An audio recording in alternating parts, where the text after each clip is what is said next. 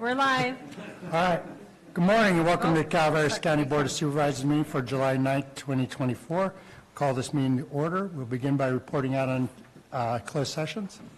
Report out of closed session from June 25th. Item 1, pursuant to Government Code 54956.9D1, conference with legal counsel, re-existing litigation, Braidman versus County Workers Compensation Appeals Board case number ADJ 166800200. Board action, no reportable action taken.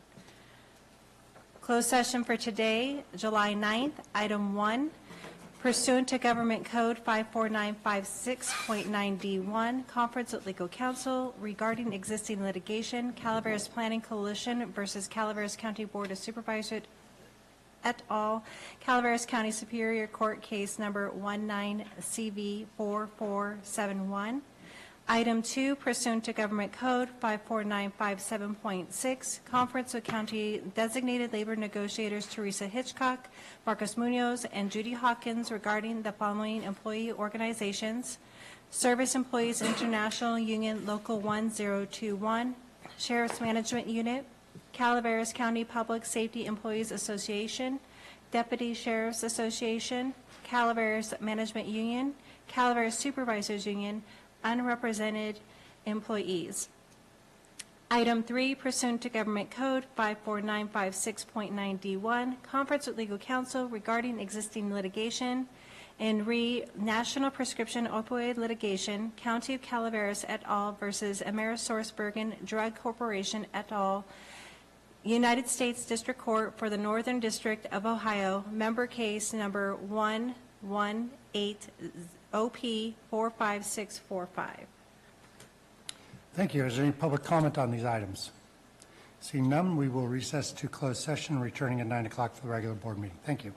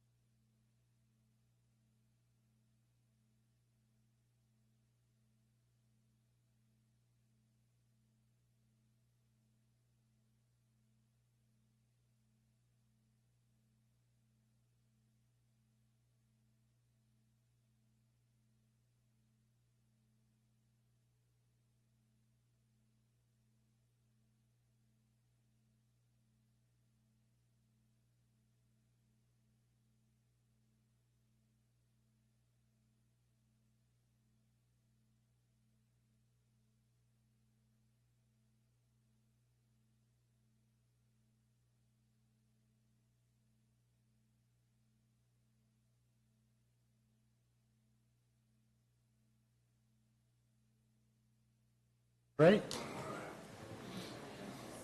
Good morning.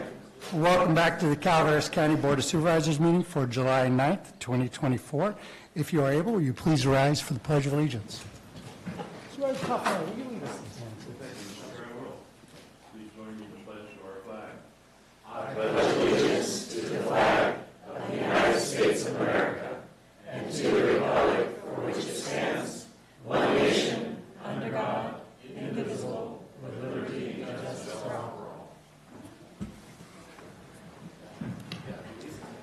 Thank you very much. We're going to begin with a report out from closed session this morning. Report out of closed session. Item 1, pursuant to Government Code 54956.9D1, conference with legal counsel regarding existing litigation, Calaveras Planning Coalition versus Calaveras County Board of Supervisors et al., Calaveras County Support Case Number 19CV44471, Board Action, no reportable action taken. Item 2, pursuant to Government Code 54957.6, conference with county designated labor negotiators Teresa Hitchcock, Marcos Munoz, and Judy Hawkins regarding the following employee organizations: Service Employees International Union Local 1021, Sheriff's Management Unit, Calaveras County Public Safety Employees Association, Deputy Sheriff's Association, Calaveras Management Union, Calaveras Supervisors Union, unrepresented employees, board action, no reportable action taken. Item 3, pursuant to Government Code 54956.9D1, conference with legal counsel regarding existing litigation in re National Prescription Opioid Litigation, County of Calaveras et al. Versus AmerisourceBergen Drug Corporation et al., United States District Court of the Northern District of Ohio, member case number 118OP45645. Board action on a motion by Supervisor Stopper, second by Supervisor Follendorf. The board voted 5-0 to add additional defendants to the litigation. Once the complaint is filed and we have a final list of defendants, names will be released. Thank you very much. We'll move on to staff announcements. Is there any staff in the room that would like to make announcements? Doug, come on down, or whoever gets there first. Corey? Come on down, Corey. Good morning, Chair, members of the board. Corey Allen, Health and Human Services. I wanted to just give you a gentle update about the cooling center operations that occurred last week. As you can tell, already today it's already hot. One thing that we have been able to do is coordinate with our local partners and other county departments, and we were able to support the cooling needs of 114 people throughout our county. We had fantastic support with the City of Angels, with our librarian, Nancy Giddens, and huge kudos to Michael Magana and Stacy Johnston, who were out every day during that time, making sure that we were able to monitor and maintain those centers. This week, we've transitioned. You should see this little flyer circulating on our rotation here, down to one site in San Andreas, and that will be open Monday, July 8th through Friday, July 12th, 10 a.m. to 8 p.m. Anytime a person needs transportation support, they can contact Calaveras Connect Dial-A-Ride at 209-754-4450. We ask that you call by 3 p.m. the day prior to ensure that you can be picked up and brought to the site. So again, thank you to all staff and volunteers that supported this effort. Thank you, Corey. Well, Nancy, you're supposed to be coming up somewhere down the agenda here next. No, I'm sorry, but I have to make an announcement. I'm Nancy Giddens, County Librarian. I wanted just to report our summer numbers because they're so amazing. We have close to 1,250 children enrolled in our summer reading program. This is an absolute awesome time. Our children are enjoying their books weekly, and we have some take and make packets for them to take away, and they're just having a wonderful time. Parents are thrilled that their children are reading and bridging that learning gap over the summer. So we will celebrate this great success on July 20th at San Andreas Central Library, 5 to 7, our great summer reading celebration. There will be games, there will be a photo booth, karaoke, free food, and, at the library, everything is always free. So we hope that you'll come and enjoy this evening. And I also wanted to report that our Lunch at the Library program is going better than it ever has before. We had planned to make just 3 trips over to Amador County to pick up food, but our numbers are so great, we're having to go every day. We have over 1,000 children enrolled in this program, and we have already, in the 4 weeks that we've been serving, have given almost as many as we gave in the 6 weeks last year. So this is just a wonderful, wonderful thing. I sit at my desk, and our pickup station is right outside my window, and I see people coming. It's just a wonderful sight to know that we're helping to alleviate that extra expense that families have during the summer. We will continue the service to Highway 4 because their school district or their summer break is longer. So that service will go till August 2nd. That will be for Copperopolis, Angels Camp, Murphy, and Arnold. Our service to this side of the county will end on the 19th when the school starts the next week. So we've just had a wonderful, wonderful summer. I'm so glad I stayed for it.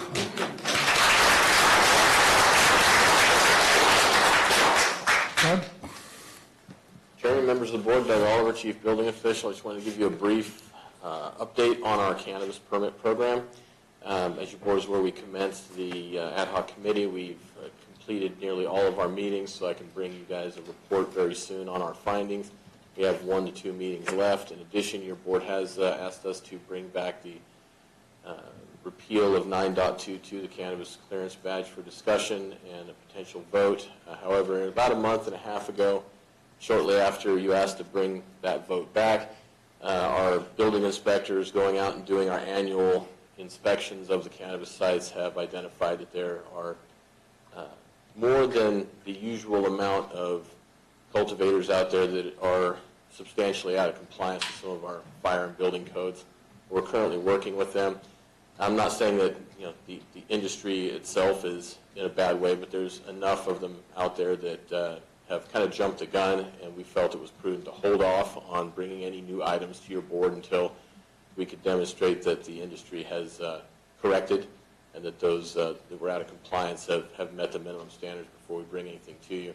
However, you did direct me to bring back 9.22, so if your board wishes to have that discussion at the end of the meeting today, see if we want to bring it back regardless, just to put a close to that, please let me know. I'll be here for the end of the meeting. Thank you, Doug. Thank you. Lisa? Good morning, Chair and board members. Lisa Medina, Environmental Management Agency.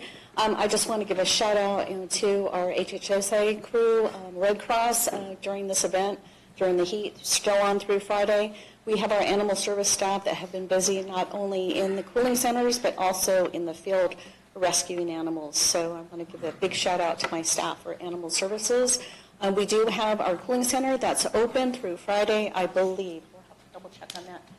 At San Andreas Library, and we are accepting pets for the first time ever. Cooling centers and the shelters are cohabitating with their animals and their humans. So that's a plus, first time ever. So we're really appreciative of that, but I just wanted to provide our public with that update. Thank you, Lisa. Other staff announcements at this time? Are there any online, Stacy? We have none online. Very well. We will move on to recognition and acknowledgements, which I'm going to take privilege as chair and read this myself. That's all right. This is a, sorry, Stacy. Please. Please go ahead. No, you can read the item. No. All right. We'll adopt a proclamation congratulating Nancy Giddens on her retirement. So, Nancy, why don't you come up and have to take this? Ed, why don't you come on up, too? You guys are a good team.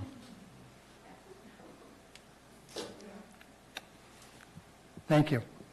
This is a proclamation congratulating Nancy Giddens on the occasion of her retirement as the County Librarian of Calaveras County. Whereas Nancy Giddens began her public service in Calaveras County on April 2nd, 2016, and whereas Nancy has served as a county librarian for over 8 years, and whereas Nancy has endured has endured many Friends of the Library meetings, too numerous to count, many staff meetings, and has continued to foster the fostering of new programming for a broad community of library users. And Nancy has earned admiration and respect of her colleagues across the state of California with her dedication, enthusiasm, professionalism, and sense of humor. And Nancy has been a committed and dedicated public service and has worked tirelessly for Calaveras County. And Nancy has been able to obtain grants to facilitate programs such as Hoopla, Zip Books, Canopy, Parks Pass, Story Walks, Lunch in the Library, and many more. Whereas Nancy increased the circulation to over 50% of the county residents and was able to acquire a bookmobile.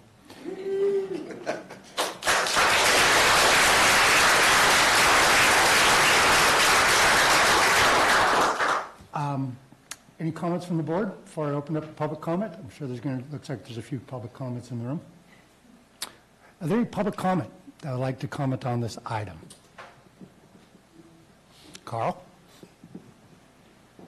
The other day I was in Nancy's office and I accidentally told her something about myself that I never want repeated. So I figured I better come up here and say something nice about her. She's done a fantastic job. Her career path has been just absolutely wonderful. I've not seen anybody as accomplished in your position. And I know some librarians. So I'd like to thank you. And remember, okay. Thank you. Hi, I'm Connie Bowser from Angels Camp, Friends of the Library, and also a member of the Library Commission. I've been a member of the Library Commission for years and years and years. It was so wonderful to have Nancy come and enhance our library system. I was going to say all the things that you already read because she's added so much to it, and we are going to miss her so much. But she's a wonderful, wonderful person and deserves her retirement.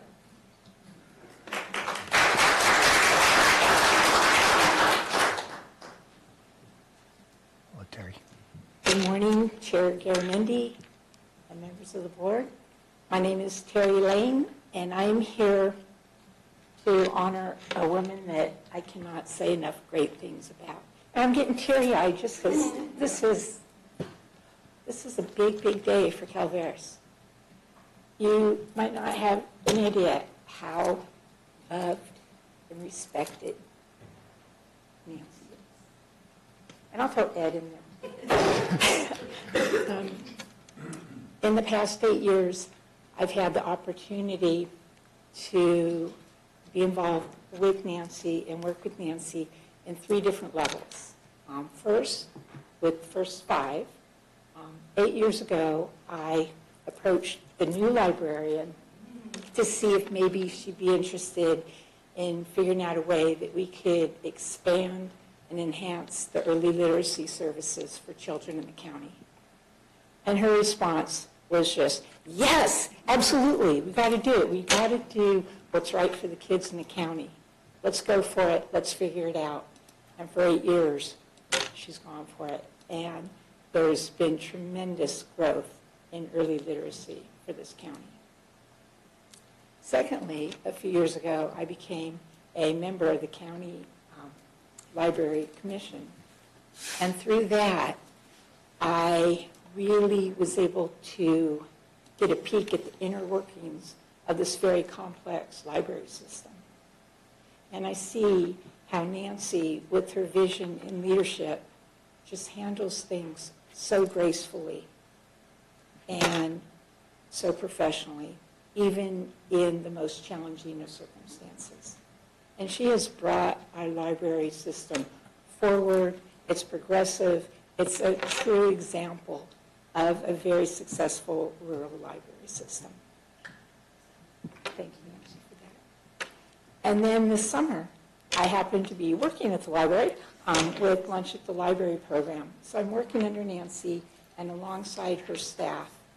And it has just truly been remarkable to see Nancy in action and to see that her authentic care for her staff and her passion for what she's doing, it just shines every single day.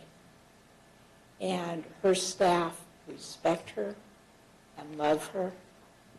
And this move is a big one. But I thank you that in these 8 years, I've gotten to know you, Nancy, and that I've got to work with you and now alongside of you. And I would say that Nancy is the epitome of the word service and integrity. We, as Calaveras citizens, have been so fortunate. Thank you, Nancy. I wish you and Ed the best on your new ventures.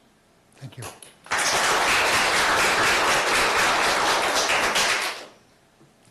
So as the HR director, your retirement wasn't approved. You don't get to retire. And that's the final word. So when I first started, because I started in September of 2015, and we were dealing with Butte Fire, all of those things. We knew the librarian would be retiring the end of the year, and I kept being told over and over, you'll never find a librarian. You'll never find a librarian. Sorry.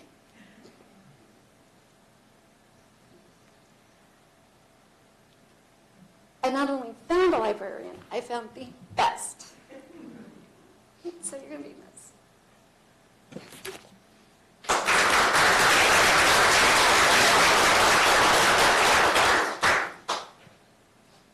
Hi, I'm Celeste Bordner. I'm on the Valley Springs Friends of Library Board.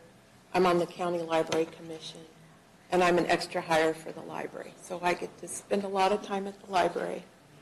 I love being a library lady. Nancy gave me the opportunity to be an extra hire, and she always treats me like part of the staff, which I dearly appreciate. There really are no words to describe the impact that Nancy's had on our library system. She was the right person at the right time for the right job, and who knew she'd be such a little dynamo? She's a firecracker. Her energy is only surpassed by her vision, and she always has an adventurous spirit. Let's try this. Let's do this. And if there's a glitch, we'll figure it out. We'll figure it out. We'll figure it out. Above all, Nancy brought love of humankind to her job. Her legacy is not only the bookmobile and all the wonderful programs that Jack described. Her legacy will be her desire to serve and her compassion for others. Nancy led with her head, but also with her heart. And she has a way of, I've told her this before, she has a way of making everybody feel like she's their friend. And really that's because she really is their friend. But she really is my friend. I know that for sure. She really is my friend. We have had a lot of talks about a lot of things, and she is my friend. I'll miss her very much professionally, but personally a lot. Nancy's led with her head, but also with her heart. Her kindness has been her gift to us, and we're all better for having known her. I feel blessed to have known you and Ed and have you in my life. We will find another librarian. We will never find another Nancy. I will miss you so much, Nancy. Thank you.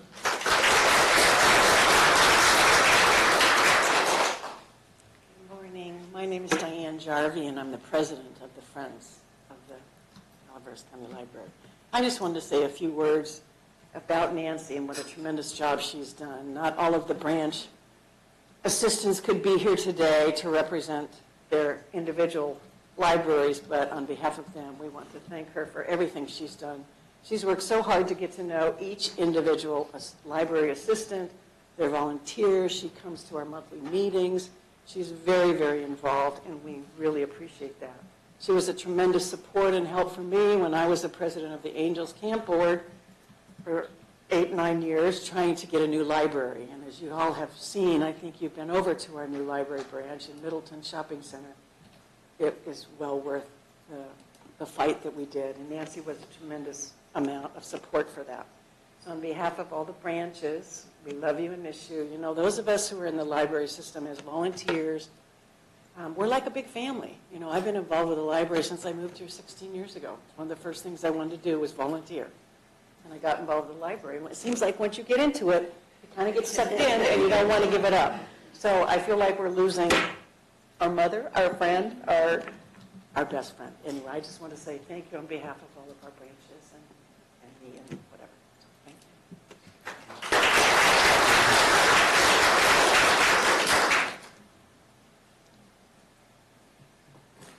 Hi, my name's Bob Dean. I've been a member of the County Friends Group since, I don't know when, about the Library Commission since Steve Walensky was supervisor. And I've experienced a lot of the library. And I said in another context, and I want to repeat it here. We now have the honor of having a library system that is second to none. And it's going to be up to us to keep it. And I would say that the best way that we can honor Nancy and the service that she's given to the county and the people of Calaveras is to take this library system and make it better. And that would be the best way I think we could honor her. Thank you. Thanks, Bob.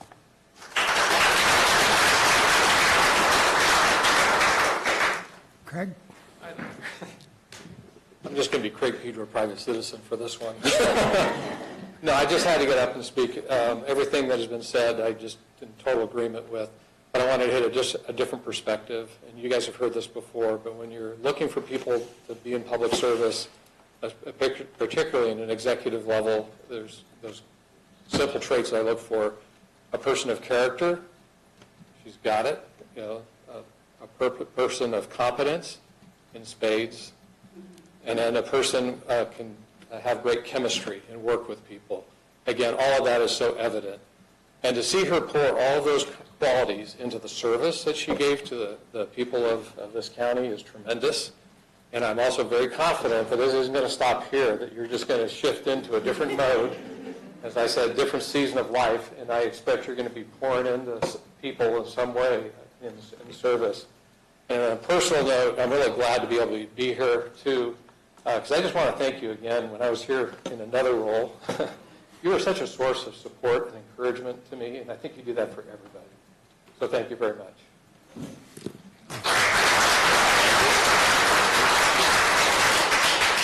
Thank you. I'll bring it back for the board for any comments from board members. Gary, you want to start? Yeah, thank you. Nancy, thank you very much for all the work you've done. You've done a great job. Thank you.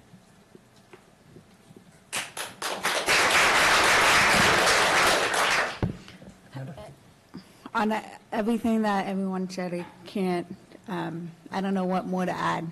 I remember when I first got on the city council, we were having issues at the library in the city, and City Hall was in there for a while because we couldn't be in the original City Hall. We had to get everyone out of there, and when we were finally able to move staff over, we had this vacant building, and we were going with the friend of the Library of Angels Camp, and Nancy had just come on board and trying to figure out what we were going to do about the city library. And just your staff, working with the city council at the time and the city, really thankful for making that happen. And now it has turned into a place within the community that everyone looks forward to going to, from littles to older, and it's been created a safe haven within the city. And so I really am appreciative of those years that you supported the city, and now transitioning to the county, and seeing more of what the library does at this level. I really appreciate your work and your dedication and investment into not just the library system, but Calaveras County citizens as a whole. So thank you.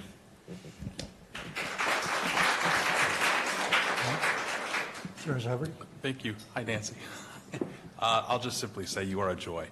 Getting to know you has been joyous, and being around you is joyous. And thank you so much for your service and everything that you've done. So appreciate it. Thank you. Your energy and dedication and everything, I mean, it just rubs off on people. And you know, people have always been a part of the library, but, you know, you made them want to be a part of the library. And, you know, I still don't have a library in my area, but you brought books to my area with the bookmobile, so that's a step forward, and I appreciate all the good work that you've done. Thank you, Nancy. Thank you. I'll do a motion if we, Okay. you'll hear it. I want to add my voice to the choir here.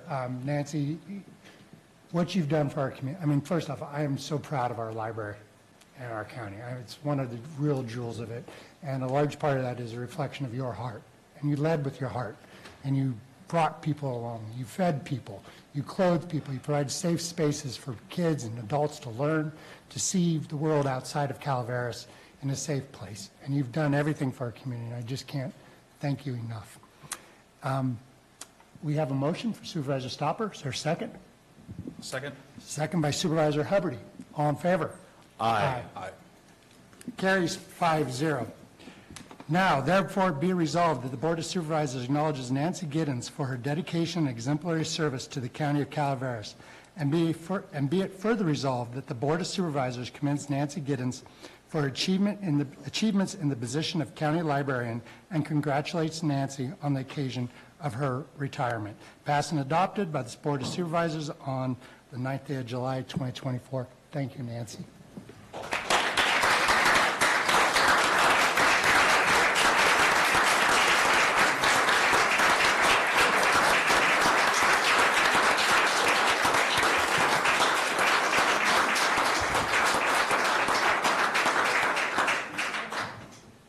Come on up.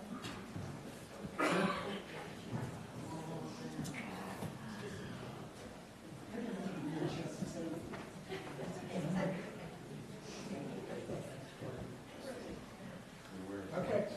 You've seen this happen before.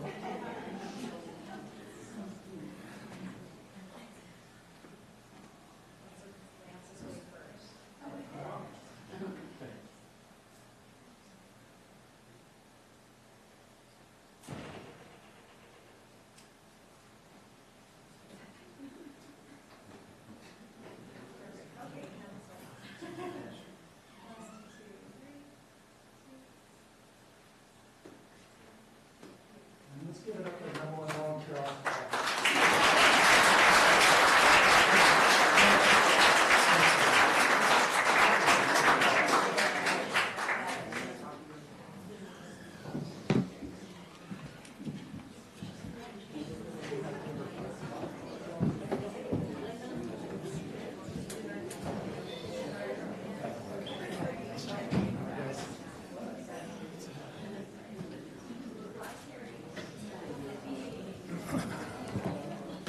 You're not staying last for the whole thing?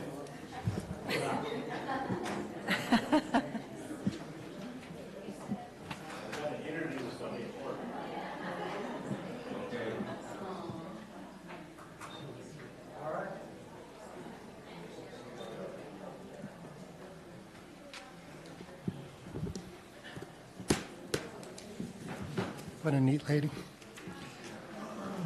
Okay. General public comment. Stacy, you can. Any item of interest to the public that is within the subject matter jurisdiction of the board and is not posted on the consent or regular agendas may be addressed during the public comment period.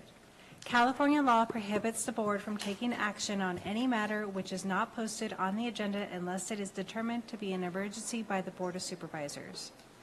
If public comment is completed before the 30 minutes allotted time period, the board may immediately move to the next order of business. If public comment is not completed during the allotted time period, it will be continued as the last item of business in order to provide an opportunity for the remainder of comments to be heard. Okay, everybody knows the rules here. 3 minutes. If you're talking about an item that's on the agenda, I will stop you and ask you to bring your comments back at that agenda item. No further ado. Carl, you have 3 minutes. First off, I'd like to thank the clerk. She's doing a fantastic job. I'd like you folks to thank the clerk. She's doing a fantastic job. one of the rules is that I'm supposed to speak directly to the board and not directly to staff. Today's comments, you have to thank Gina Caffin for, who told me, if you don't have anything good to say, don't say anything at all when you go over there. We are working on a little something regarding the new code, and she's just doing a fantastic job. That whole department does a fantastic job. And building, you have Doug Oliver here. He does an amazing job. Always there for the public. Lisa back there. That building is filled with fabulous people. Never once have I had a bad experience with those folks. A lot of them I've known for decades. And things are getting back to normal in West Point. Only one person tried to stop my vehicle and have a conversation with me, and she was a rather lovely-looking lady, so I didn't have time to stop. I had to get to church. So continually, people want to speak. I just don't have the time that I used to, and there's nothing I can do for people. There's really nothing I can do. That's your job. Every one of you. I don't go out there and solicit any work. So I think you folks are doing a pretty good job. I think Gary, I heard somebody last week come forward and they mentioned the R word, and I know you. I know that you work for people of varying ethnicities throughout your career. You've people of varying ethnicities that work for you. Now, none of them has said anything bad about you. People like you, and you are a fair man. That's the reason they like you. You're a fair person. Now, all governments are inherently racist. That's just the way it is. Doesn't mean the people in the government are. It's just the way things are set up, and people automatically think a certain way. You're not part of this government. You're just a good person. It's doing a good job, and I hope people see that. So I have 4 seconds, 3. Anybody? I have 1 second if you want to say anything. Okay, there we go. Come on down, Terry.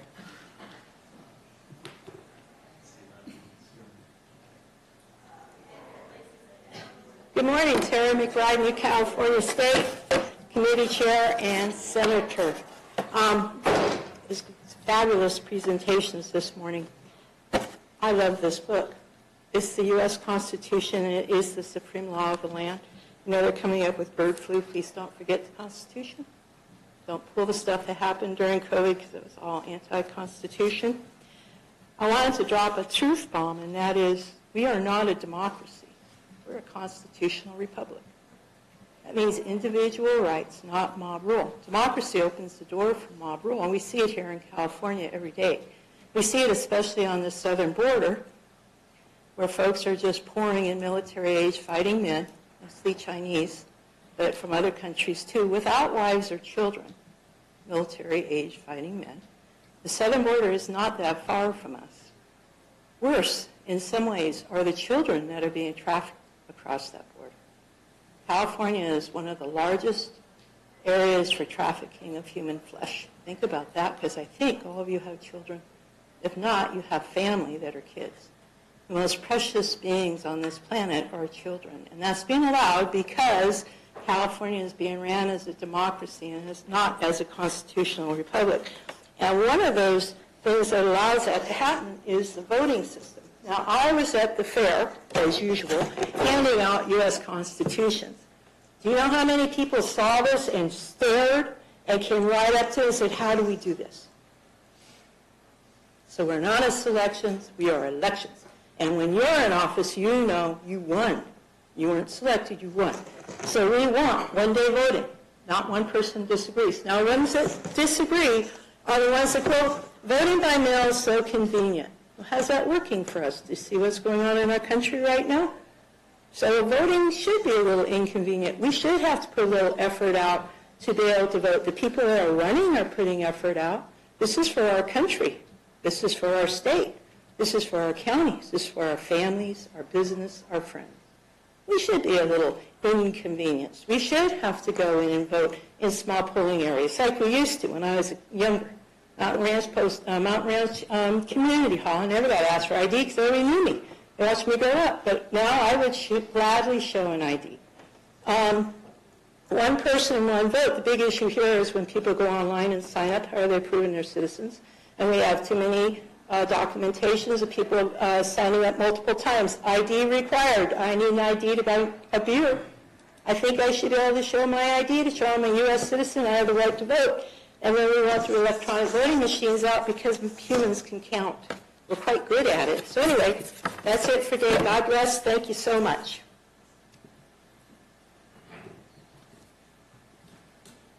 Come on down.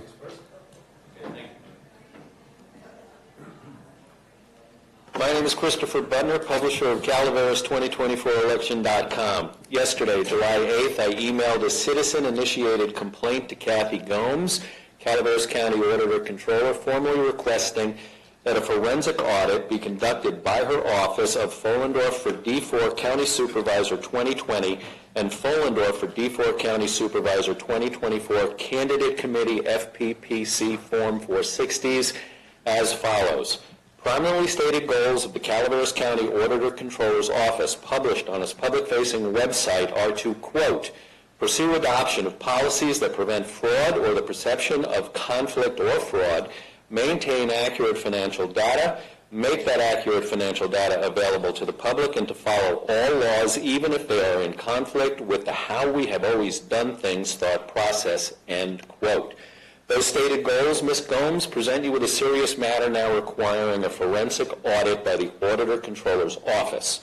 Supervisor Follendorf repeatedly submitted what I allege to be blatantly erroneous and misleading FPPC Form 460s for her 2020 and 2024 campaign committees, of which she was also the treasurer, creating a, quote, perception of conflict or fraud, end quote.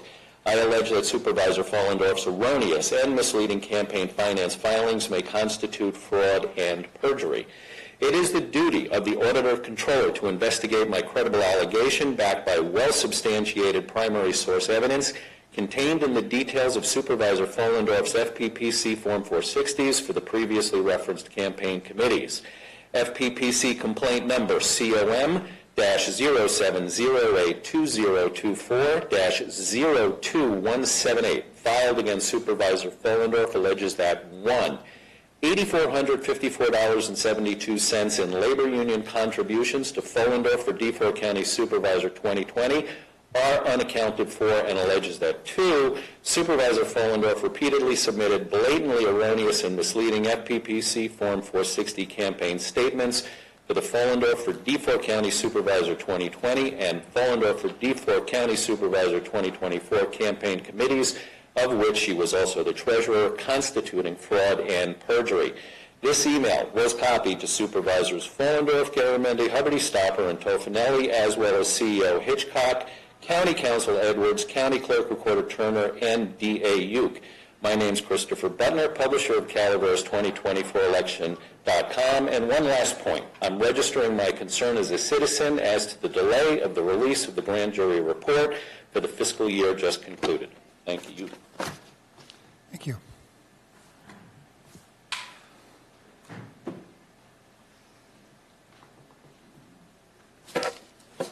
Good morning. I'm Brenda McHenry, and I'm president of the League of Women Voters of the Motherlode. And our league includes both Calaveras and Tuolumne counties. The League of Women Voters is a political, nonpartisan organization which encourages voter education and public participation in government.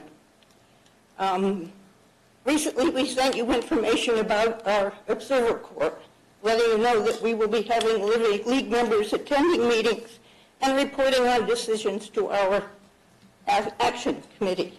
That began a few weeks ago. However, you did an end run on me and started your meeting so quick I was late. So I couldn't tell you that.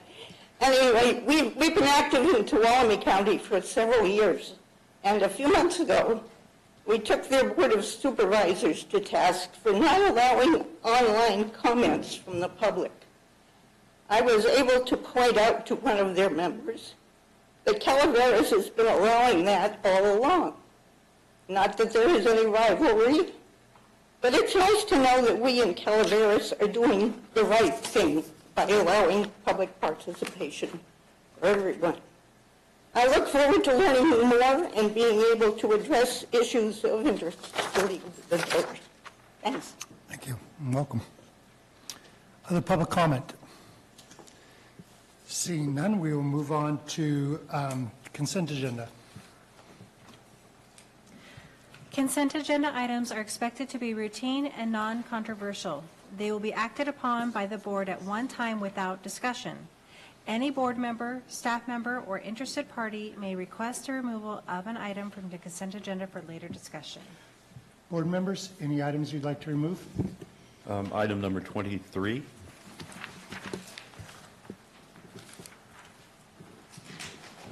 Thank you. Anybody else? Staff?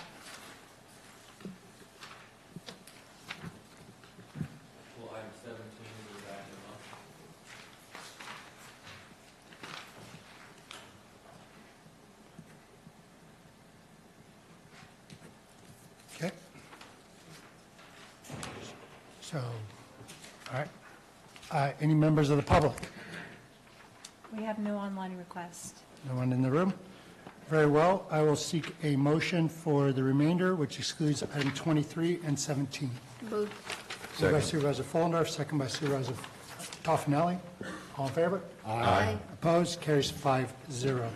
Item 17 is pulled till the future date, right? So we will move on to item 23. Supervisor Toffenelli. You want to read the item? Yes. Item 3, Agreement, Public Works, 1, award invitation to bid 23-120020913 for construction services for the Valley Springs School Safety Improvements Project, CML 5930103, and 2, authorize the board chair to execute a contract for construction with George Reed, Inc. in the amount not to exceed $1,449,121. Thank you. Supervisor Toffenelli. Thank you, Mr. Chair. Doug. Fred. Craig. Doug was just up here, I'm sorry. Craig, I want to thank you and your staff for bringing this, rushing to get to it. It's on the 9th to move forward on this thing. I know you're meeting with the superintendent, the principal of the school, so everything can be collated. Tomorrow night, the Jenny Lind Veterans Memorial District Board will be meeting. I will be at that meeting to see if they can help us, anything that we need. I do have one concern, though, and that is during the construction, the surrounding neighbors and what's going on there. So if we can reach out to them, let them know what's going on and when it's going to start and how long it's going to take, so they're aware of it, and they just don't all of a sudden get up one morning and things are going on. They don't know what's happening. I truly appreciate it. You bet. And we know we need to keep the school involved, make sure the neighbors are informed, all the parents, and try to make sure we do that on a regular basis throughout this project. Thank you. Thank you so much. It's just good to see you back on board, Bill. Wait a minute. Mike. What was Sam? Look at that, Craig. Very well, if there are no further questions, is there a motion? I move this item. Moved by Supervisor Toffenelli, is there a second? Second. Second by Supervisor Stopper, all in favor? Aye. Opposed? Carries 5-0. It's a good project. All right, we'll move on to the regular agenda. Eric, do you need a couple minutes to set up? Or, We have it ready. all right, come on down. Item 25, informational item, OES, receive a presentation from the Resiliency Initiative regarding the Calaveras County Emergency Operations Plan. All right.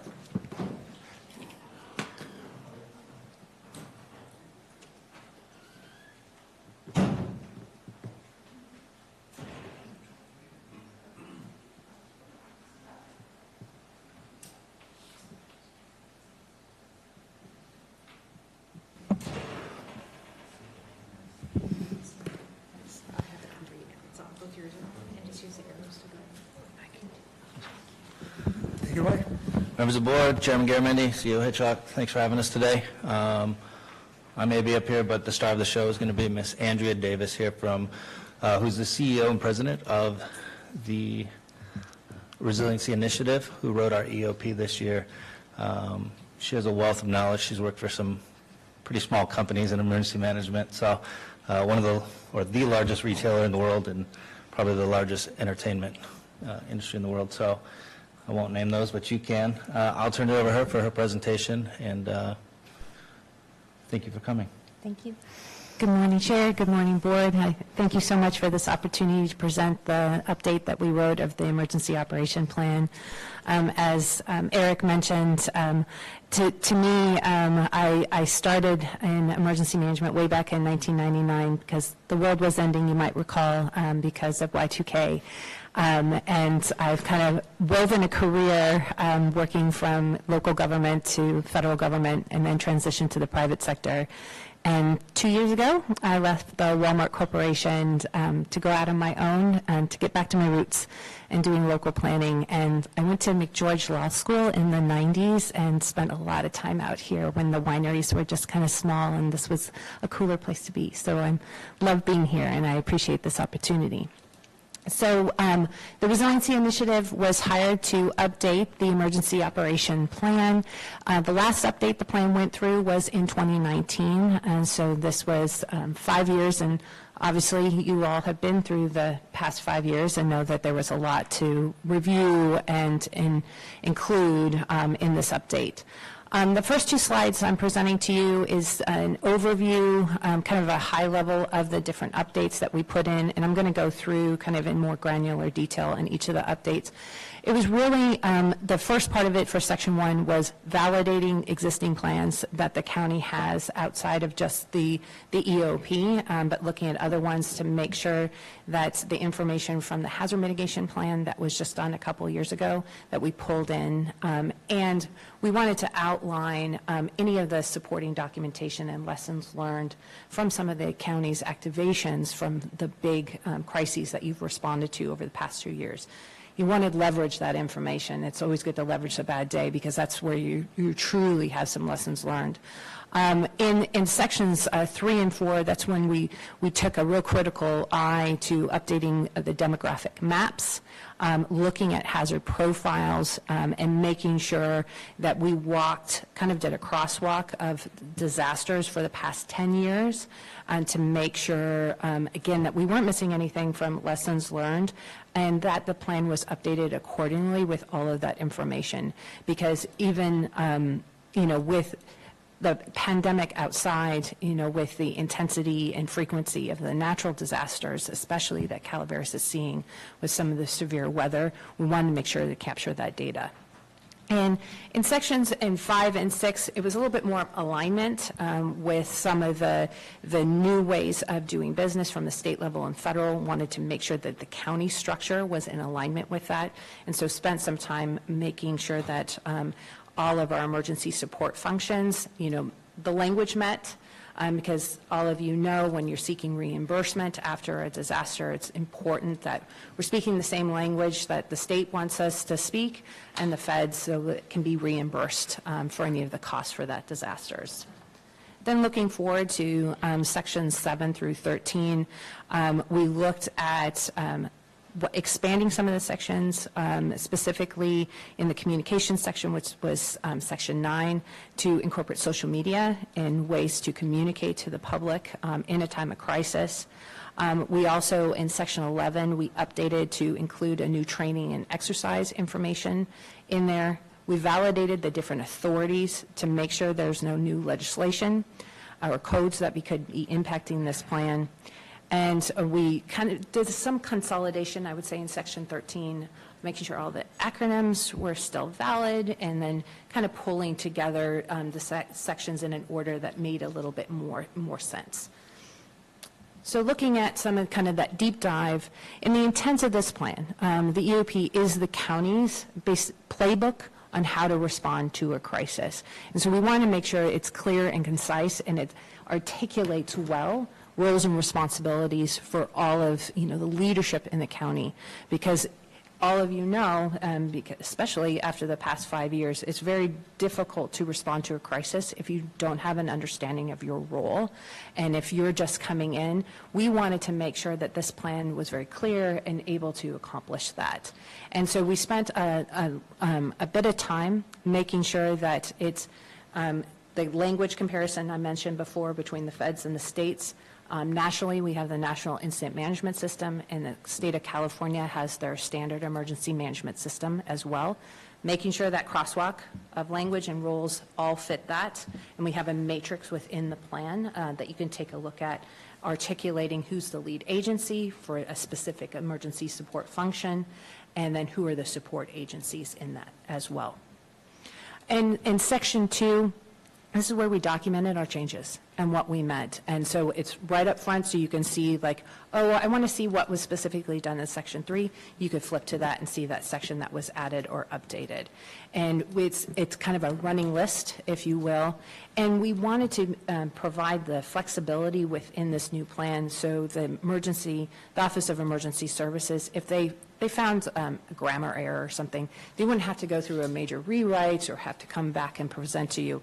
So we wrote that into Section 2, that, giving the director that authority to make those minor changes as needed.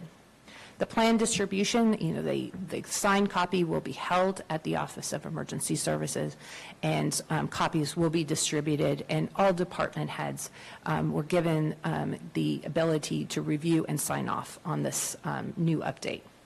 For Section 3, we provided just a little bit of clarity and updates to kind of the purpose and the scope of the plan, and really just wanted to reiterate, using that standard language from the state, so using SEMS, using ICS on a national basis, and wanting to be very clear the usage of the plan, and that this plan can be used in preparedness efforts as well, and really focusing on the importance of training and making sure that department members have this basic understanding of their role in a crisis.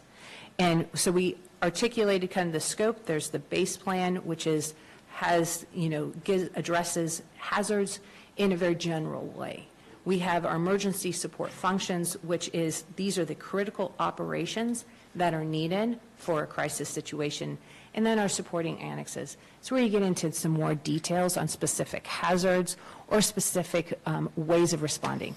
An evacuation annex was part of the work that we did for this EOP. Some assumptions that we used from the plan was census numbers from 2022, with the population of Calaveras at a little over 46,000, and we're assuming the incorporated areas as well as far as jurisdiction of this plan.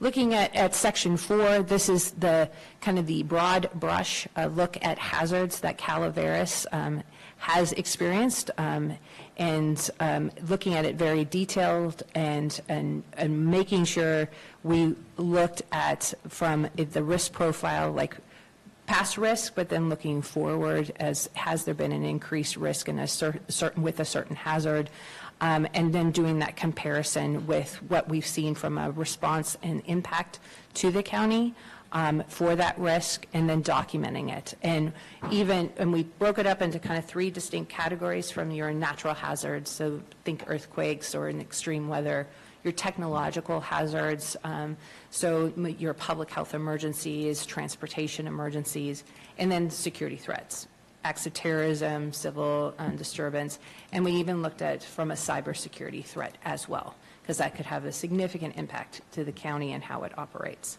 And in that Section 4, you'll see each hazard and kind of very specific details on that risk to the county. In Section 5, this is your concepts of operations. This goes back to that playbook concept of like, here's my marching orders on how the county is going to respond during a crisis situation. Takes you through some of the legal side of emergencies and how the state has their declaration process, and when you're seeking reimbursement for a disaster situation, it's very important to follow this process to make sure that every penny is reimbursed that the county is owed.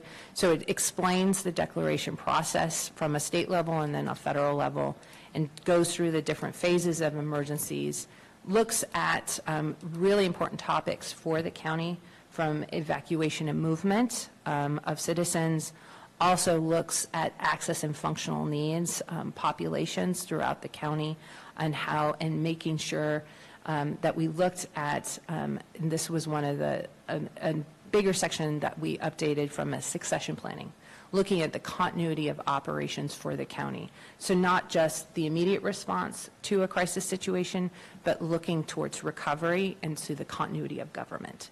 And that can be found in Section 5. Section 6, this is going to the emergency support functions that I mentioned before, looking at the standardized emergency management system, looks at how each function within the county, their role, and which ones support a certain section of the incident command structure. So if you look at operations and you see who, from public works to infrastructure, these are the functions that would be in that specific operations. And then you can move over to the other sections of planning, logistics, and then into the finance and administration sections.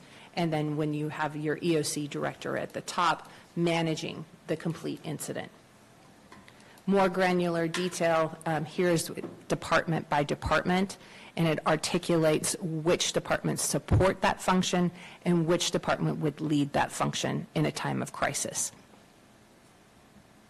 In Section 7, this is looking at more of that direction and control and coordination of the crisis. It gives an overview of the different systems, and kind of talks about mutual aid, which Calaveras has great relationships with their surrounding counties, and how that you would work together in a time of crisis.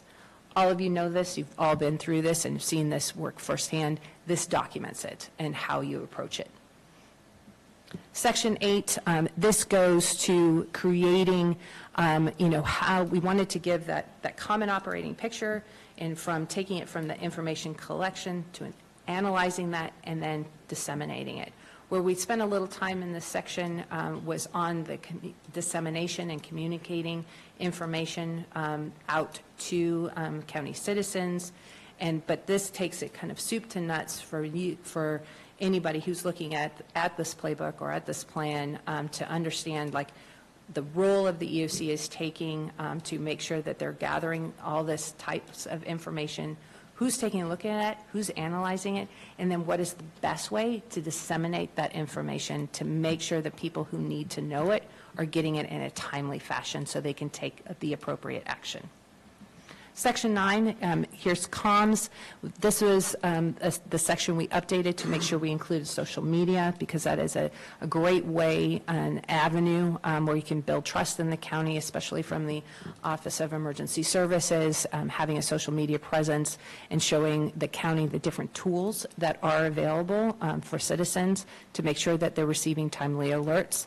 And also, if you look at the second half of that slide, for access and functional needs, we wanted to capture the different needs that to make sure that we're accessible to the different populations within the county, and then looking at ways in which we can improve the ability to communicate those who might need a different mode of communication.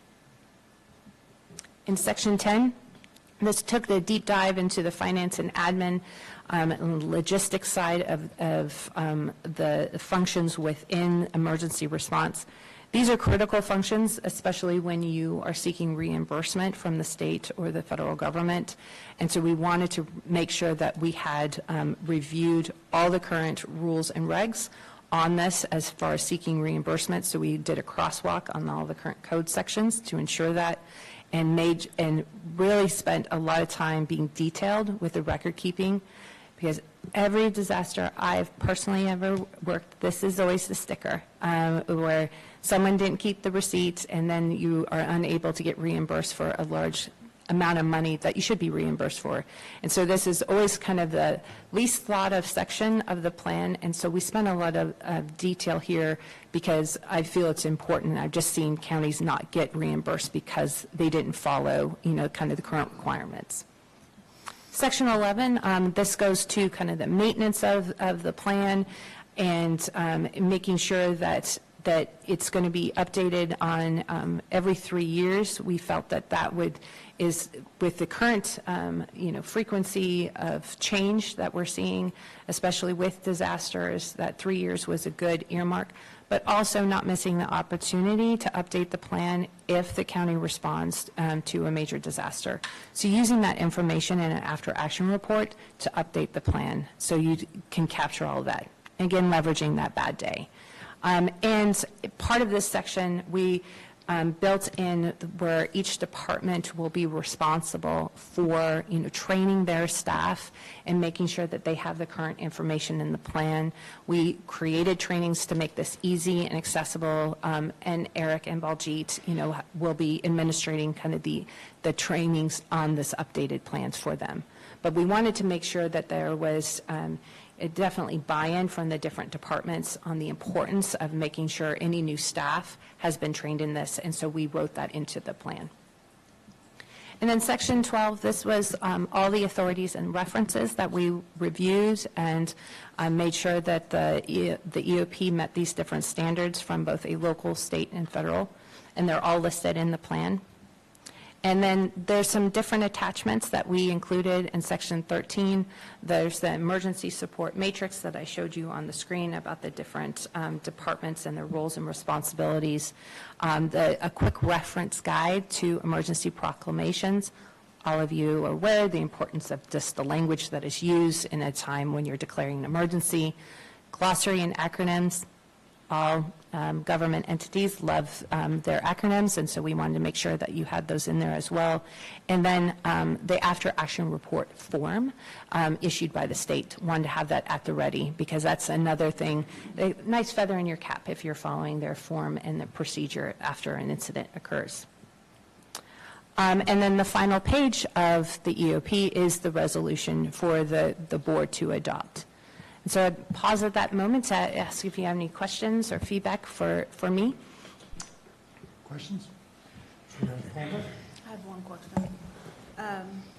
It came up again. I know we've talked about it in after action from the last BIA. And it was vaguely mentioned in the beginning of under the assumptions. But time and time again, I've heard the same thing happen of lack of notification to the city. The city is the central hub in which getting to that side of the county, but they're not notified of the amount of resources coming through, resources needing to set up within. And so how is that notification been going to improve within this plan? So this was, the EOP was the base plan that we're presenting today. Resiliency Initiative has also completed the evacuation annex. That is we're going to move into the transition of training that out. But I'm also very happy to report that we were able to rework Fire Safe Council grant allocations, where we've now hired her team to complete access functional needs, animal control services, and volunteer management to add into our EOP, which is what I feel is the greatest use of our grant funds right now is that base plan. And what we do is we take that, I came in 60 days ago roughly, and my first week was spent reading the EOP that was under draft because that's the best way to get to kind of up to speed with everything here. And so as we continue to roll out, we're going to adapt our training, our 3-year plan and training, and our policies and guidelines in those annexes. So it's all going to be kind of this full-scale adaptation within these annexes to identify. I just completed the AeroFire AER yesterday and disseminated that to everybody that's a part of the emergency services teams within the county. And we don't identify something and then don't come up with a plan to fix it. So as we've met with and discussed. We had a miss on the arrow fire that I feel is important, that we're going to bring right into our access and functional needs planning annex, and we've already sat down this morning and talked about it. So a lot of it's just identifying it, and once it's identified, we create plans to fix it, and we'll continue to do that every day that we come to work. Thank you. Second question, 'cause when we did talk, I was thinking there was going to be another plan, to be honest, that was going to come in front of us today, and I realized in talking to the CEO that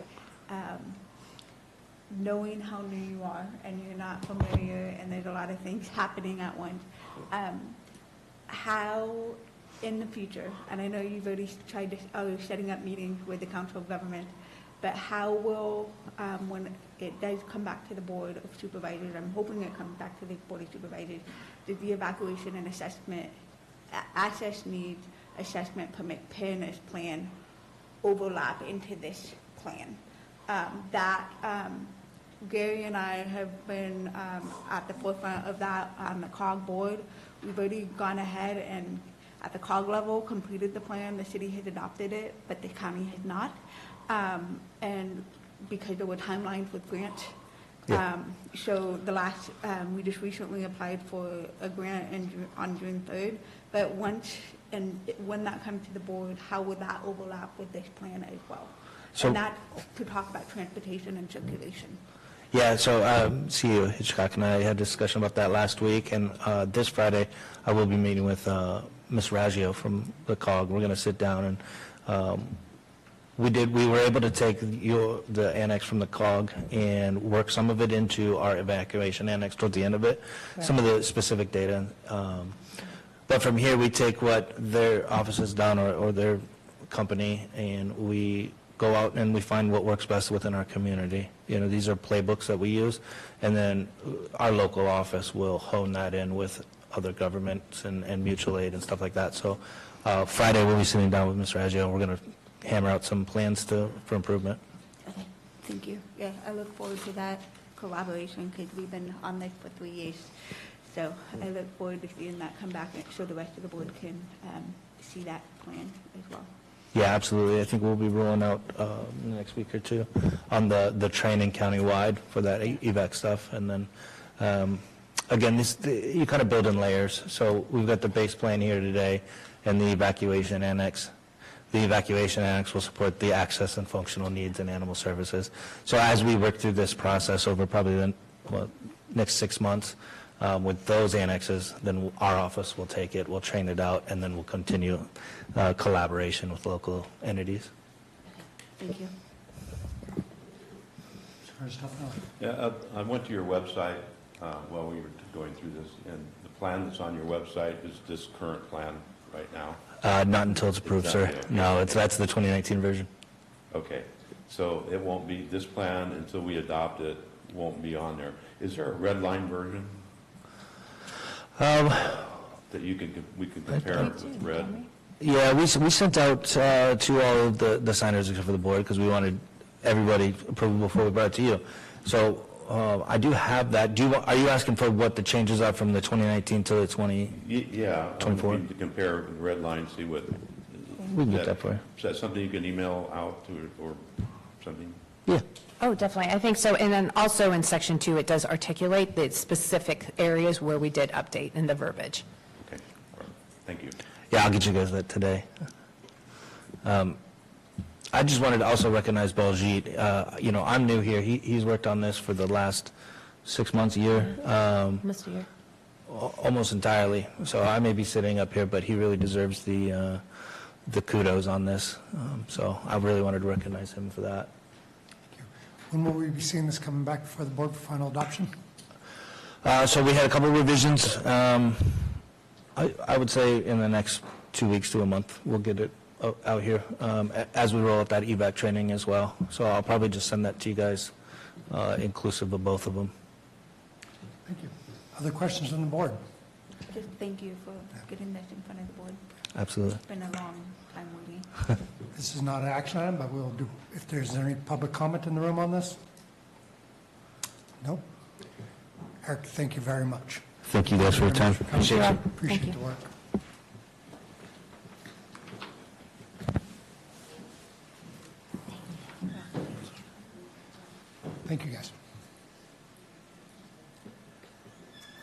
All right, let's move on to item 26. Item 26, action item, Administrative Office. 1, approve an allocation of $15,000 to Amador Senior Center for Meals on Wheels services for Calaveras County residents, and 2, make a public benefit finding. All right. Madam CEO. So I believe we have the Amador Senior Center folks here to make a presentation on this item.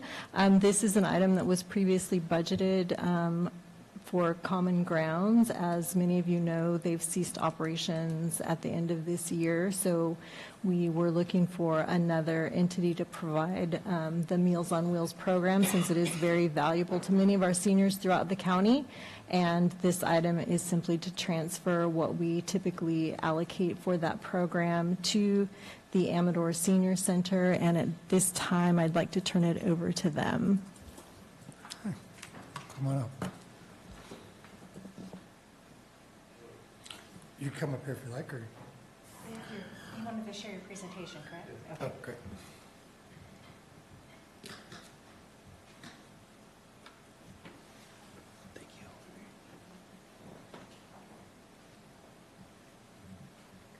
Well, good morning, Chair Garamendi and Board. It's a pleasure to be here today to introduce myself and our organization to Calaveras County. My name is Chris Colton, and I have the privilege of serving as the Executive Director of Amador Senior Center since 2018. I also reside here in Calaveras County. I actually live in Angels Camp and have been here for over 14 years and commute to work. So this is personal for me, too, in providing these services to Calaveras County, so it's a real honor to be with you today. Our organization has existed since 1981 in providing services to older adults, primarily in Amador County, and we exist to support the independence and well-being of older adults through advocacy, support, education, and activity. When I speak publicly, I quite often ask those who are listening, who of you would like to take your last breath? Where would you like to be? And 100% of the time I hear back, in my home. Sadly enough, the statistics don't bear that out. Most people take their last breath outside of their home. In fact, it's under 25% will actually pass away in their home. But our goal is to help older adults to live at home as long as possible independently, giving them the dignity that they deserve. So Meals on Wheels helps us do that. It helps us accomplish those tasks. And one of the things that people quite often misunderstand is that it's just about nutrition or food. And what we like to say is that Meals on Wheels is really more than a meal. In fact, it's a lot more. Meals on Wheels provides a wellness check from our driver who can assess older adults who are living independently and notify emergency contacts if they see a change in health or well-being. In fact, one of the programs that we offer is Social Connection. And we've launched this in Amador County through a volunteer model. Our Social Connection comes through a peer visitor program in which older adults who volunteer within our community to be a peer visitor to our clients who are homebound and provide that extra social connection that our drivers can't in the 2 to 3 minutes it takes to drop off a meal. We received a grant from Meals on Wheels and were just notified about 3 weeks ago that was inclusive of Calaveras County. So our hope is by the fall to extend that program into Calaveras County so that it's beyond just a meal. We also provide dignity and independence to older adults as they live alone and continue to provide that supportive services to them as they age. A fourth component of Meals on Wheels that's quite often overlooked is the need that older adults have for their pets. And quite often older adults have pets to have some sort of social connection, some sort of purpose. It gives them a person, so to speak, to talk to. And every time I speak publicly, I always ask the question, how many of you have a pet, and do you speak to your pet? Of course you do. And so older adults do the same thing. It gives them that sense of companionship. And so what we want to do is provide support to those pets as well so that older adults don't compromise their own nutritional health in providing that health or the resourcing to their pet. So we wrote a grant for a pet support program, again encompassing Calaveras County, and Meals on Wheels graciously awarded that gift to us as well. of $10,000 so we can extend our pet program, which runs in Amador County and has for the last 3 years, to Calaveras County as well. So I just want the board to realize that this is more than a meal, and that when you fund this, you're funding multiple aspects of what we're doing and accomplishing as a center. So you're saying you deliver pet food too then? So it's Meals on Wheels for the seniors and the pets? We provide pet food and pet supplies. We also have a small portion of our grant that's dedicated to veterinary services for those older adults. It doesn't cover spay and neutering, but it does cover wellness checks, it covers vaccinations and that sort of thing. So we do have funding for that. Again, that program will probably roll out in the fall. We're just attempting to tackle, as of July 1st, our meal delivery. In fact, our driver is in the Valley Springs area today dropping off meals as we speak. In Amador County, we serve 800 plus clients through our nutrition programs, and we served just over 50,000 meals last fiscal year, which was quite an accomplishment. For this fiscal year, taking on Calaveras County will push us beyond 75,000 meals in an annual performance, and we're really proud of that fact. We are contracted to provide 27,721 meals to Calaveras County, and we look forward to doing that in this next year. Just to make the board aware and the community aware of our process for how this happens and how people can get on the program, a client or a family member would make a request for services by calling Amador Senior Center or by emailing us or contacting us through our website. We would then put the client or client's family member through a brief assessment that asks 3 or 4 essential questions about their status as far as driving, their status as far as living situation. Do they live alone? Do they have others with them? What age are these individuals? Their disability status? And then we can determine whether or not services can begin. We will then begin services, and then within 2 weeks, we will perform an in-home assessment where one of our staff members will show up to the individual's home and spend 10 minutes to 30 minutes discussing with this individual and going through some risk scores, because this program is meant for the most frail and riskiest of those who live alone or live with somebody who's disabled, and these are folks that are the most vulnerable in our community.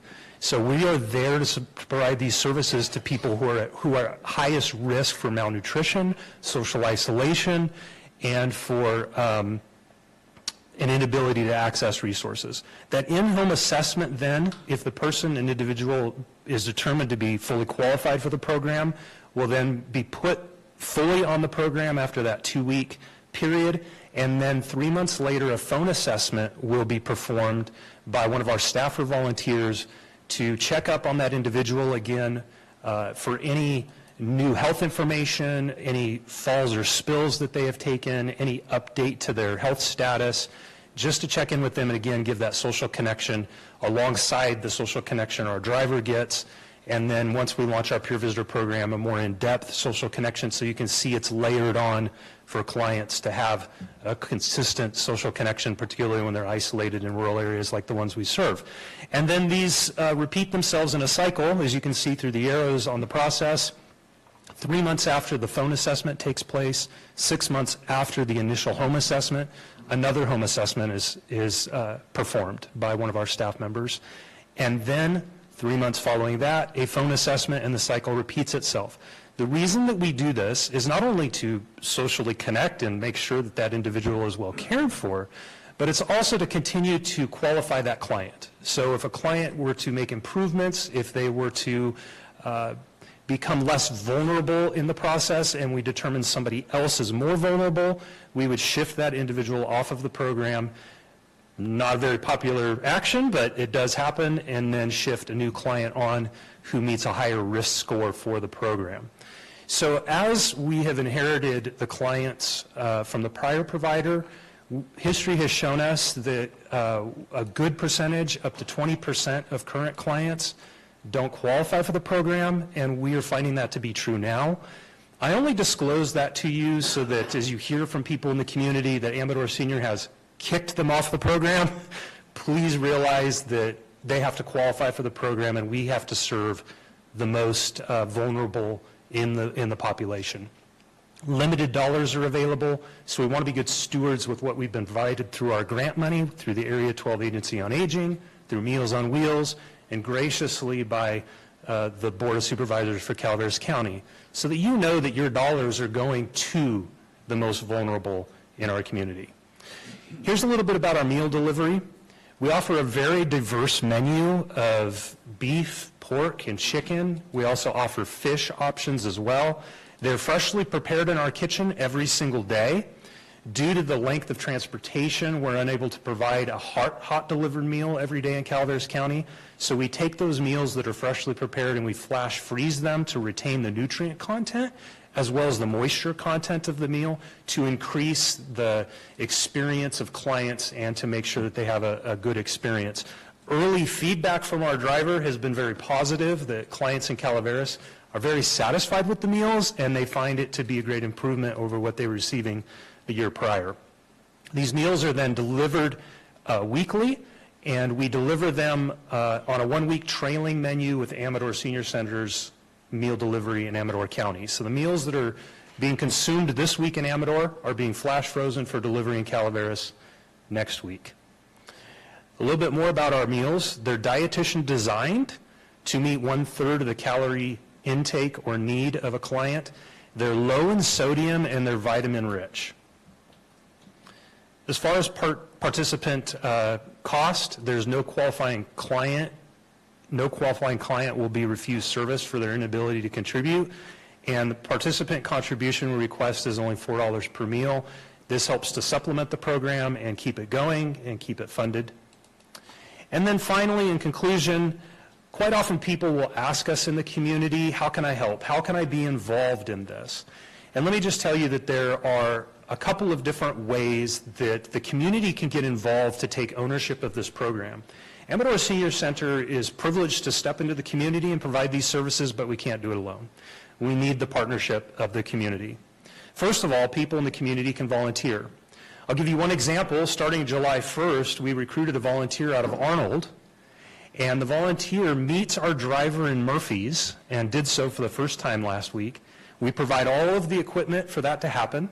The individual met our driver in Murphy's, picked up 7 meals, and headed up Highway 4 into Arnold and delivered those meals as a volunteer, thus saving us in transportation costs, labor costs, and really helping the program. We'd love to see any listeners or people in the community or constituents to volunteer with the program through a like effort. Anybody in Valley Springs, Moke Hill, the Highway 26 corridor up into West Point, Mountain Ranch, San Andreas, Angels Camp, Copperopolis, these are our main routes. And any individual who has a little time to devote and wants to be involved in the program, this is how Calaveras can keep this program going and keep the quality of the program intact. Simply volunteer an hour of your time, meet our driver, we will transfer the meals to you, we will have a delivery list for you, and all of our volunteer drivers in Amador County tell us they get more out of the experience than they give. They are rewarded highly for it. And so I would implore people in Calaveras County to get involved and take ownership of this program. This is your county. Let's make it a great county. You can also donate. We do take financial support. We're a nonprofit organization, so we will receive tax-deductible gifts. So as people think about legacy giving or they think about a monthly support to the senior center, it would be greatly appreciated to keep these programs going. So checks can be written, donate online, we have that option as well, but those are some great ways to partner with us.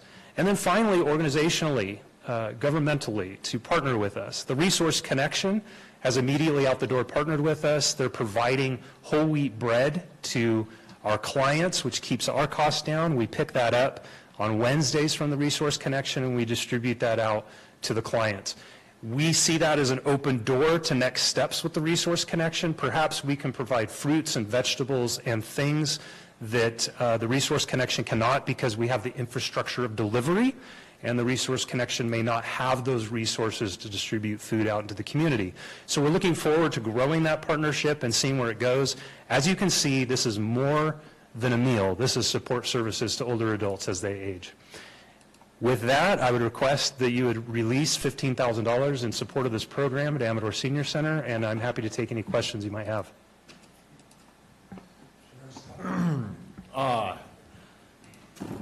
Prior with Common Grounds doing the deliveries, were you the ones preparing the meals for them and they pick them up in Amador County?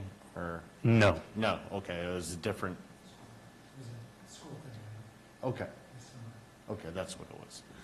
Excellent. We thank you for picking up and filling this void for us. It's, you know, the people here that do use it are very thankful. I've talked to a few of them in the past and everything, and it's definitely a needed service that definitely benefits the older generations of our community.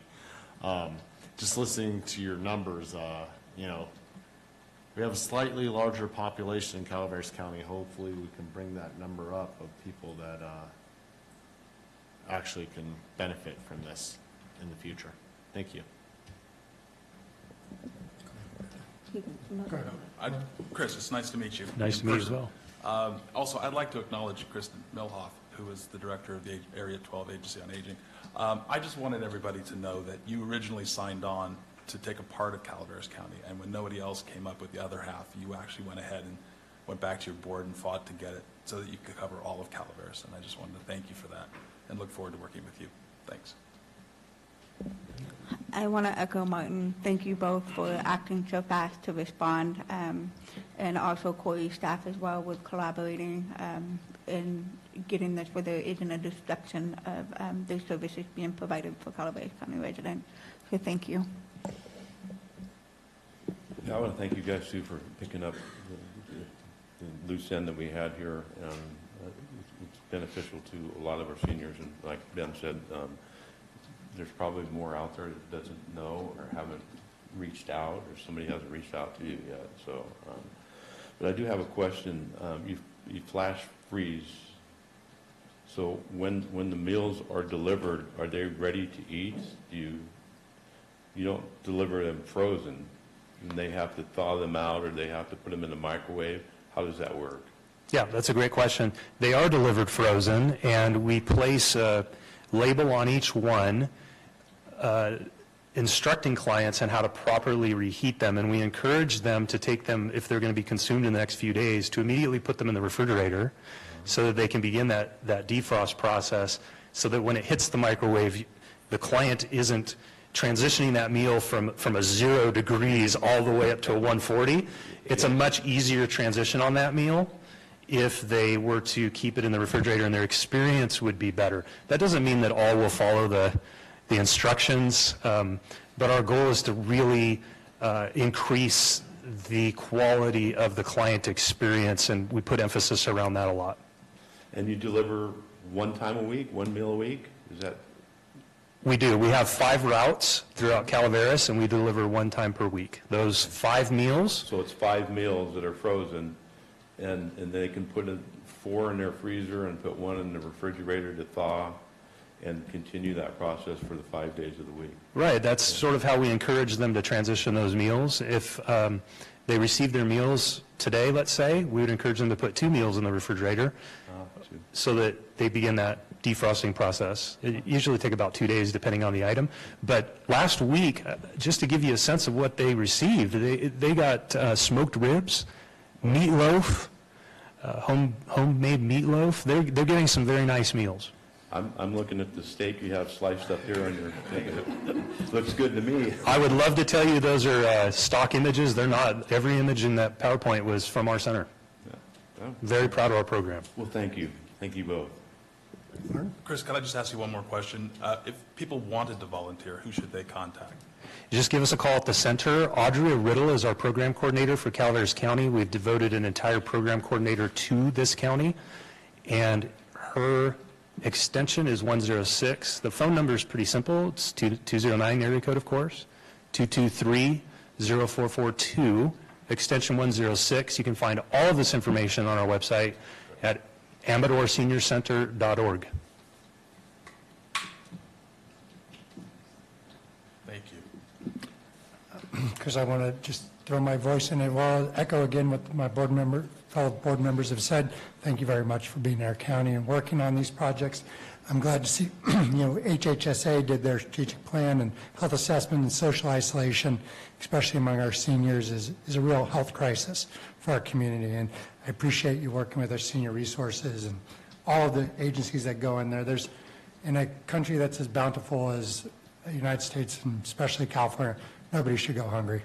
So I really appreciate you guys stepping up, and thank you, board. I think this is a really important thing to do. So I need a motion. I'll move. Second. There you go. Kind of jump in there quick, you know? Okay, Supervisor Hubbard, Supervisor Follendorf, second. All in favor? Aye. Wait 1 second. Is there any public comment? I apologize. Hold that aye. You. Sorry. And that's okay. I was like, oh, wow, okay, this is different. Good afternoon, Kristen Milhoff, Area 12 Agency on Aging Director. I'm here in support of Amador Senior Center. Supervisor Hubbard, he said it earlier that, you know, they only applied to do half the county when we went out for our RFP. We did not receive another bidder. I reached out to Chris and said, hey, do you think you might be interested? And he's like, sure, what's a couple extra meals? I'll take it to my board. So, you know, I just have to say it's been such a pleasure working with Chris and his staff. The dedication, the mission that they have to feed people, to give them more than just a meal. And as you can see by his presentation today, speaks volume to who he is, his board, and his center. And we just look forward to continuing to work with him. And I hope, well, you will be voting for it and continue to support him in his efforts and to get that community involvement. So thank you so much for your time. And I apologize for my oversight. Are there, That's okay. are there any other public comments in the room? Are there comments online? We do not have any public Very comments well. online. I have a motion and a second. All in favor? Aye. Opposed? Carries 5-0. Council, did I get that all right? Thank you, sir. All right. Thank you very much. Thank you, board. Appreciate it. Okay, we will move on to supervisor announcements. In compliance with Government Code 53232.3D, board members shall provide brief reports on any meetings attended at the expense of the local agency and may make other announcements or report out. All right, I want to start off with, we started our meeting with a request from Doug Oliver regarding a 922, requesting if the board still wanted to have this item come back. What is the pleasure of the board? Supervisor Topper, you want to hear it back? Supervisor Toffenali, no? I'm with Doug. Supervisor Follendorf? I'm okay with Doug doing what he needs to do before it comes back. Supervisor Hubbard? Same. So you guys don't want to hear it? Don't want this brought forward until Doug's ready? What Doug? Doug's ready. And when Doug's, Okay. Doug, we'll let you know. Very well. We'll update you monthly. Thank you. Thank you. Supervisor announcements, who wants to begin? Supervisor Hubbard. I'll jump in. Thank you. On the 26th, I attended the community partner meeting regarding the Silver Streak transportation, and just to say that it was an awesome 4th of July parade up in Arnold. Thank you. Supervisor Follendorf? I just wanted to thank staff again, Corey, Nancy, Michael, Teresa, for helping with setting up the cooling center over in the city at the library. Given the transition and climate going on over there, the leadership of really stepping up and helping put that together. I know that the museum also gave volunteers for that, and I think just the collaborative effort all around, I just really appreciate that and making it happen. So thank you. Supervisor Toffenali? yeah, I want to announce that yesterday that. Can you put your mic on, please? I'm sorry. I want to announce that yesterday through COG, Melissa was able to get a $5.7 million grant for a new transit building or facility, and we'll be moving forward in that. We have a piece of property over here at the old airport, and we'll be transitioning the CTA over there with this new building. We are also looking for grants for a new COG facility to be built there also, that we are moving forward with it with this $5.7 million grant. And I have a LAFCO meeting on Monday, 6 p.m. right here. All right. Seeing none other, yeah, great 4th of July. It's a little hot out there for everybody. We appreciate everybody who showed up to all our many 4th of July events of this last week. And if there's any, Madam CEO, anything? I don't have anything, but my husband was involved in the flyover at the Moke Hill Parade, so. Very good. Well, thank him. And council? Clerk? No. Very well, we stand adjourned. Thank you. Record. We stand adjourned.